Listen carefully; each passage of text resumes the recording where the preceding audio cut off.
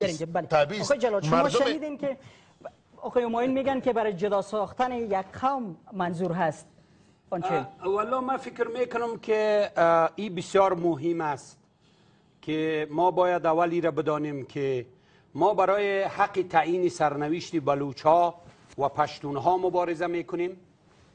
بلوچ‌ها پیشوند، باز ما حمایهشان کنیم. پشتونستانیا پیشوند، ما حمایهشان کنیم. من تا حدی که معلومات دارم در پشتونستان، در پشاور گپی وجود نداره.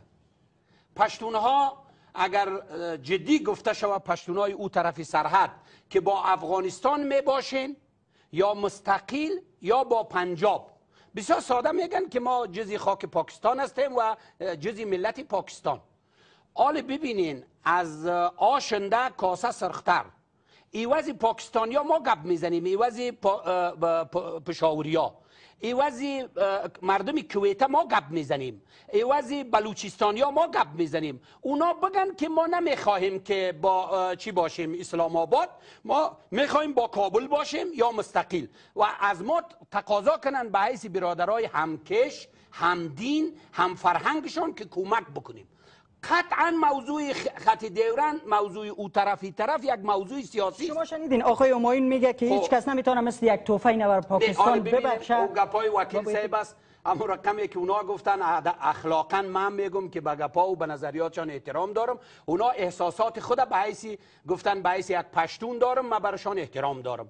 اما من یک گپ براتون میگم، وقتی که ما خط دورند قبول نمیکنیم، خیبیای اینطور یک گپ میزنیم جدی‌تر، ما هم دریای آمو را باید قبول نکنیم.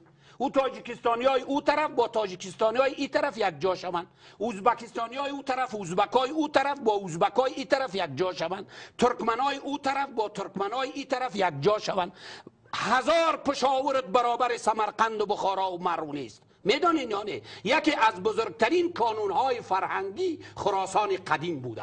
او امروز متاسفانه که جزی خراسان بزرگ بود، امروز او در حیطه چیز، در حیطه ازبکستان است. و دریغ صد در پشتونستان خو متوجه باشین که از دموکراسی نیمبند اسلام آباد خو پشتونها استفاده میکنن. اما خبر دارین در سمرقند و بخارا هیچ کس به زبان مادری خود گپ زده نمیتونه.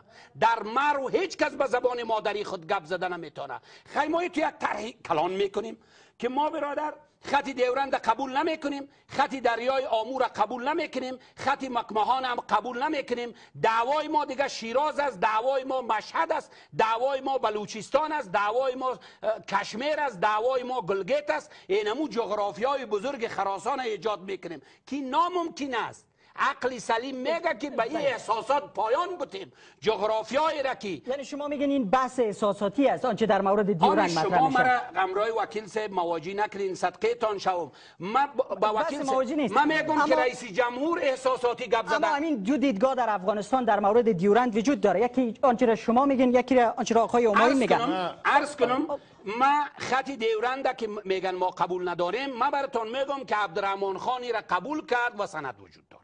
سند است. حالا ببینید اینمی سند در ملل متحد ثبت است. یک گپ احساساتی من نمیزنم، این سند ثبت است. اینمی خط دورند امان الله قبول کرد، اسناد وجود داره، هیئت رایی کردن، پذیرفتن در لندن.